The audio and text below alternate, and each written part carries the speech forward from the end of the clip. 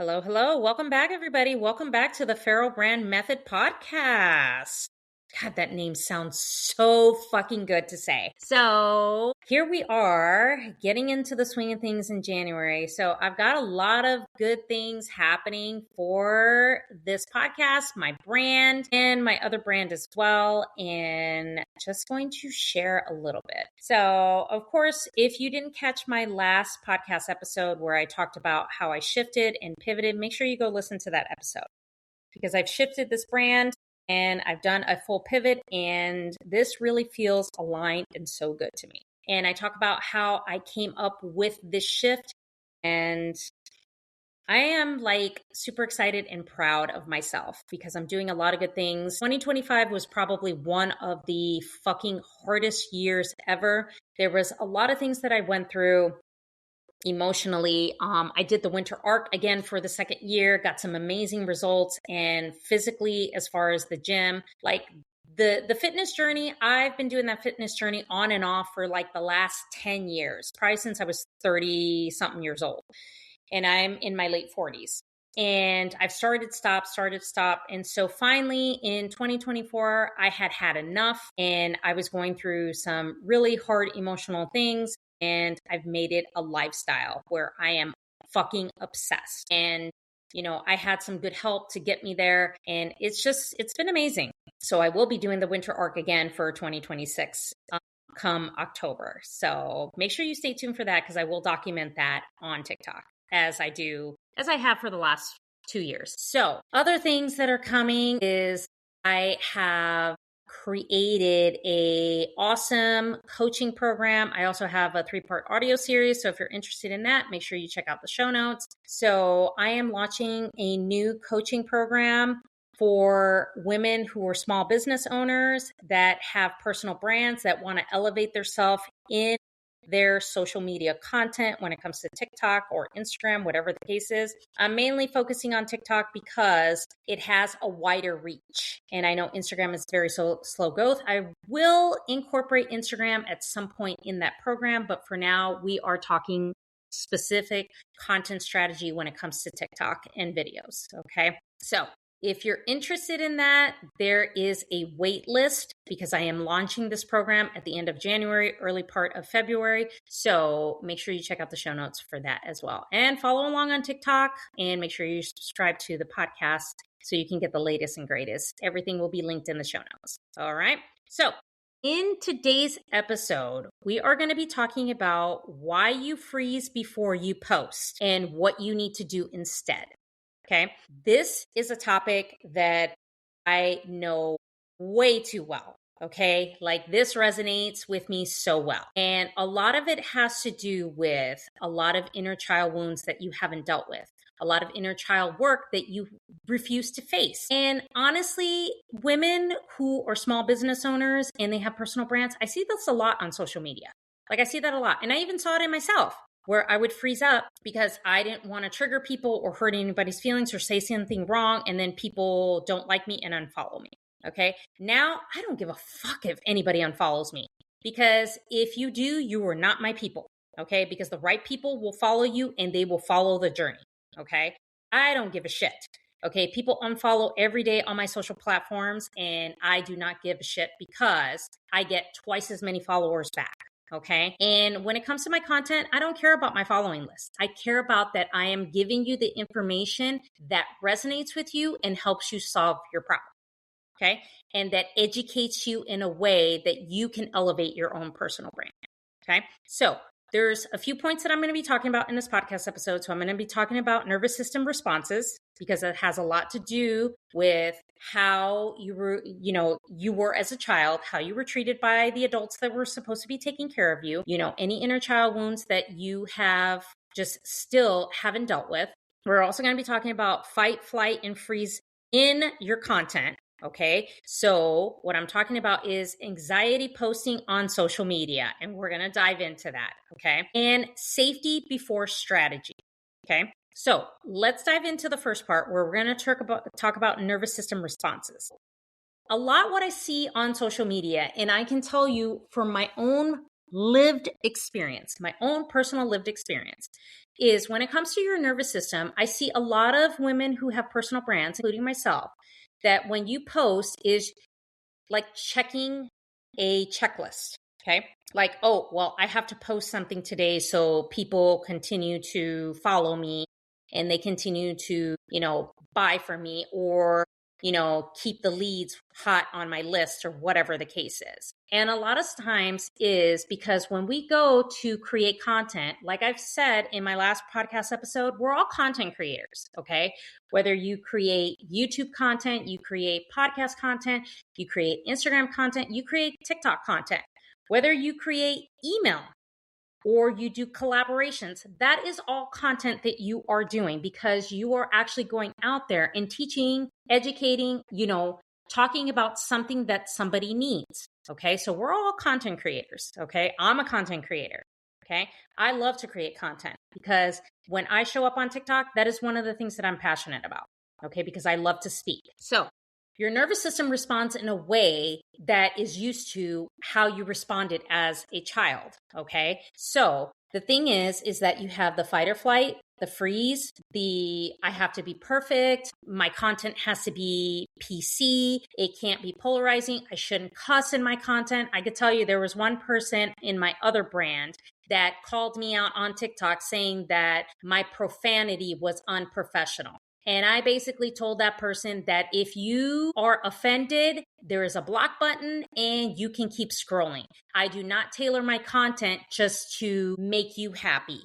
If you don't like it, continue fucking scrolling because that's what you can do instead of announcing yourself. Okay. So those are the nervous system responses. Like, I'm afraid, people may not like me. People probably won't follow me. Why is this important? Why should I talk about this? I'm not experiencing this. It doesn't fucking matter. And your nervous system responds in a way where you're coming from an unhealed place because you haven't dealt or done the inner child work. Okay. Because you're letting your inner child run your fucking brand. Okay. Which I've let my inner child run my brand. And that's why I have had setbacks and didn't make as much money as years before.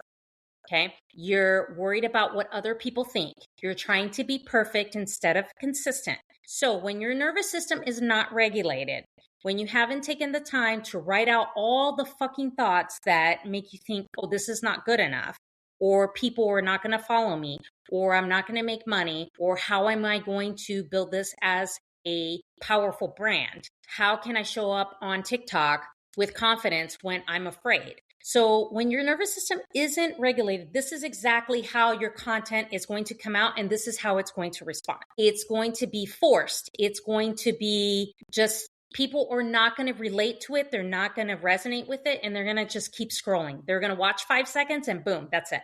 Okay. You want to be able to have people who stop the scroll and are interested in what you have to say. Okay. It is scripted. Okay. Because probably as a child, you had to script what you had to say, not to make somebody mad. Okay. Those are all nervous system responses that you have to face, because if you don't do the inner work and you don't just nurture and heal that inner child wound and those childhood fears and all that stuff, it's just going to continue to show its ugly face.